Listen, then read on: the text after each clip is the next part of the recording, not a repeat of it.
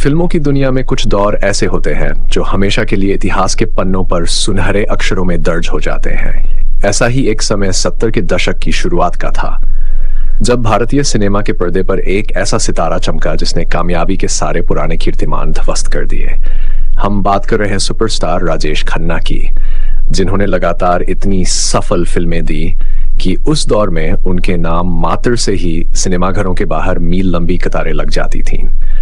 वर्ष 1996 में आई एक बेहद खूबसूरत, संगीतमय और जज्बातों से भरी फिल्म आन मिलो सजना इसी सुनहरे दौर की एक बहुत ही अनमोल कड़ी है। इस फिल्म की कहानी को अपनी कलम से सजाया था मशहूर लेखक सचिन भौमिक ने, जबकि इसके निर्माता जगदीश कुमार थे और निर्देशन की कमान मुकुल दत्त ने संभाली थी।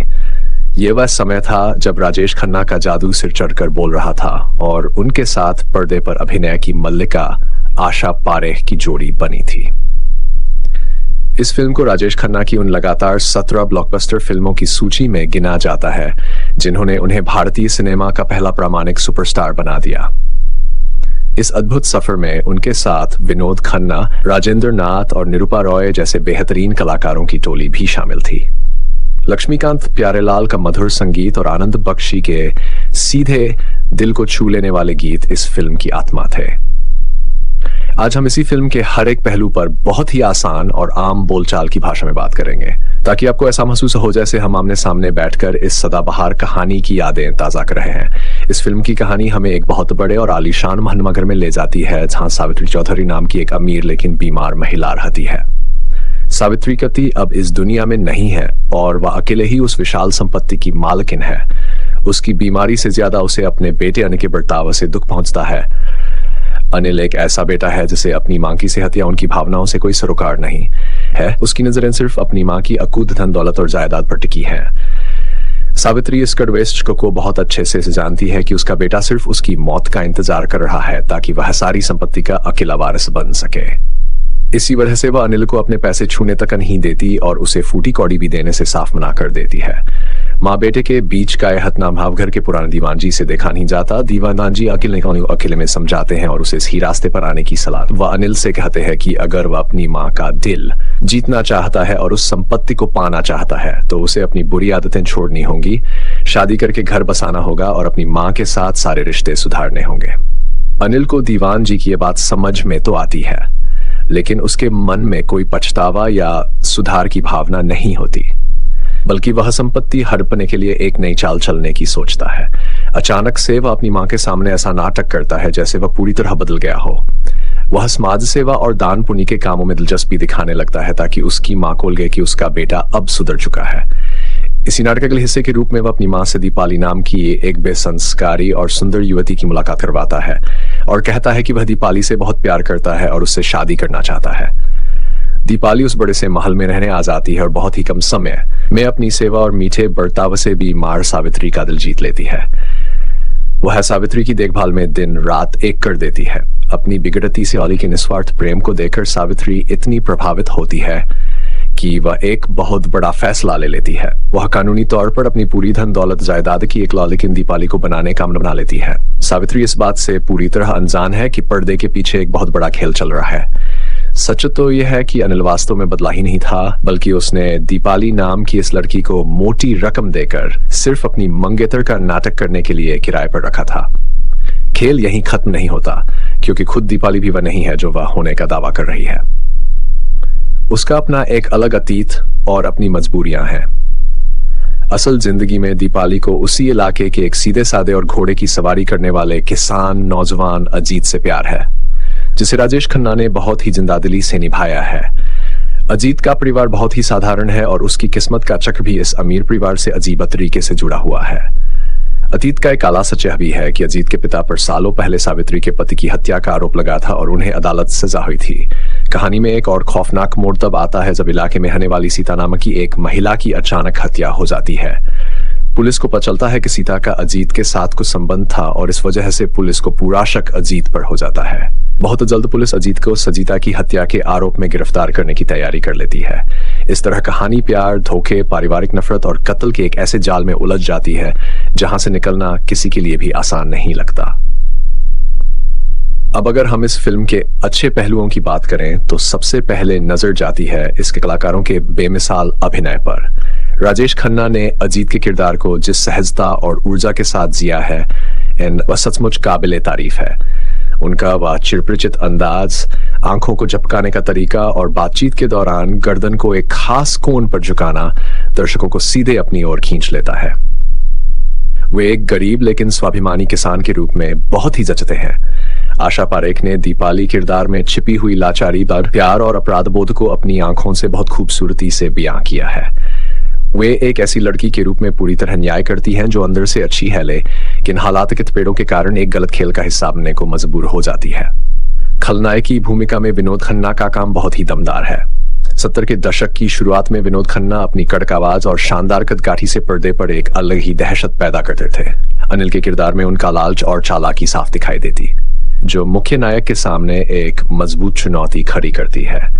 निरूपा रॉय ने हमेशा की तरह एक दुखी और बीमार मां के जज्बातों को पर्दे पर पूरी सच्चाई के साथ उतारा है। उनकी संवाद अदायगी दर्शकों को भावुक कर देती है।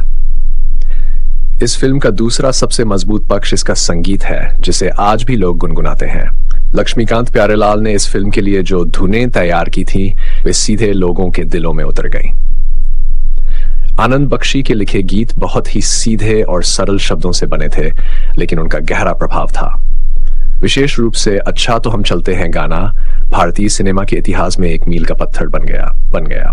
इस गाने को जिस तरह से एक बाग में चलते हुए और अलविदा कहते हुए फिल्माया गया था, उसने प्रेमियों के बीच बातचीत का एक यात्री का ही इजाद कर दिया था। किशोर कुमार और लता मंगेशकर की जुगलबंदी ने इस गाने में जान फूंक दी थी। इसके अलावा फिल्म के अन्य गीत भी कहानी को आगे बढ़ाने में मदद करते हैं और दर्शकों को कहीं भी बोर नहीं होने देते। गानों का संगीत और उनका फिल्मांकन फिल्म गति को बनाए रखता है और एक संगीतमय नाटक के रूप में फिल्म की साख को बहुत ऊंचा उठाता है। कहानी की बनावट भी इस तरह की गई है कि उसमें रहस्य और रोमांच का तड़का ला रहता है। लेखक सचिन भौमिक ने एक साधारण पारिवारिक ड्रामे में कत्ल और साजिश की ऐसी कड़ियां जोड़ी जिससे दर्शकों की उत्सुकता अंत तक बनी रहती है। शुरुआत में सिर्फ एक लालची बेटे और मां की संपत्ति की लगती है, वह धीरे धीरे एक मर्डर मिस्ट्री का रूप ले लेती है। यह बदलाव बहुत ही सधे हुए तरीके से पर्दे पर दिखाया गया है।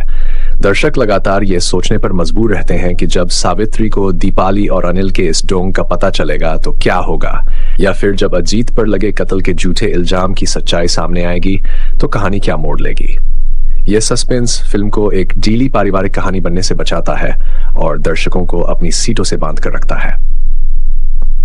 फिल्म में दिखाए गए दृश्य और लोकेशंस भी उस समय के हिसाब से काफी भव्य और आकर्षक है। अमीर चौधरी परिवार का वह आलीशान महल और उसके आसपास की हरियाली जहां अजीत अपने घोड़ों के साथ दौड़ता है, आंखों को बहुत सुकून देती है। कैमरामैन ने इन दृश्यों को बहुत ही खूबसूरती से कैमरे में कैद किया है।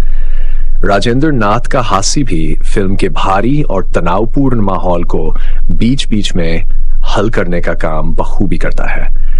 हालांकि कुछ लोगों को उनका कॉमेडी ट्रैक थोड़ा लंबा लग सकता है, लेकिन उस दौर के सिनेमा के हिसाब से दर्शकों को हंसाने और मनोरंजन का पूरा पैकेज देने के लिए यह बहुत जरूरी माना जाता था। लेकिन जहां इतनी सारी खूबियां हैं, वहीं इस फिल्म में कुछ ऐसी कमियां भी हैं जिन्हें नजरअंदाज नहीं किया जा सकता। सबसे पहली बात तो यह है कि आज के नजरिए से देखने पर कहानी के कुछ मोड़ बहुत ज्यादा फिल्मी और अवास्तविक लगते हैं। उदाहरण के लिए, एक इतनी समझदार और दुनिया देख चुकी अमीर महिला अपनी इतनी बड़ी जायदाद को बिना किसी गहरी छानबीन के सिर्फ कुछ दिनों की सेवा के आधार पर एक बाहरी लड़की के नाम करने का फैसला ले लेती है। ये बात तार्किक रूप से थोड़ी कमजोर लगती है। इसके अलावा अनिल जैसा चालाक इंसान जो इतनी बड़ी साजिश रच रहा है, वह कुछ बहुत ही बचकानी गलतियां कर बैठता है जिससे उसका पूरा प्लान खतरे में पड़ जाता है। कहानी का अंत भी 70 के दशक की अन्य फिल्मों की तरह बहुत ही पारंपरिक तरीके से होता है, जहां सब कुछ अचानक से टीका हो जाता है और सारे विलेन सीधे रास्ते पर आ जाते हैं या पकड़े जाते हैं। एक और बात जो थोड़ी अखरती है कि अजीत के पिता पर लगे पुराने इल्जाम और वर्तमान में सीता के कत्ल के मामले को आपस में जोड़ने की कोशिश तो अच्छी की गई, लेकिन अंत में इन सब उलझनों को सुलझाने के लिए बहुत ज्यादा जल्दबाजी दिखाई गई। ऐसा लगता है कि निर्देशक के पास फिल्म को खत्म करने का समय कम था, इसलिए उन्होंने अदालत और पुलिस सारे घटनाक्रम को बहुत तेजी से समेट दिया। कुछ दृश्यों में मेलोड्रामा यानी कि जरूरत से ज्यादा रोना धोना और चिल्लाने वाले संवाद आज के दर्शकों को थोड़े पुराने फैशन के लग सकते हैं। फिर भी इन छोटी मोटी कमियों के बावजूद आन मिलो सजना अपने दौर की एक बेहद मनोरंजक और सफल फिल्म साबित हुई। इस फिल्म की सफलता का सबसे बड़ा कारण इसकी सादगी और इसके किरदारों का आपस में जुड़ाव था। राजेश खन्ना का वह बेमिसाल दौर था जब वे जो कुछ भी पर्दे पर करते थे वह सोना बन जाता था, और इस फिल्म में भी उनका जादू पूरी तरह से काम कर गया। आशा पारेख के साथ उनकी केमिस्ट्री बहुत ही ताजी और जीवंत लगी। ये फिल्म हमें याद दिलाती है कि पुराने दौर का सिनेमा भावनाओं, संगीत और एक साफ सुथरी कहानी के दम पर कैसे लोगों के दिलों पर राज करता था। इसमें कोई शक नहीं कि यह फिल्म आज भी पुरानी फिल्मों के शौकीनों के लिए एक बेहतरीन तोहफा है जिसे बार बार देखा जा सकता है और इसके सदाबहार गीतों का आनंद लिया जा सकता है।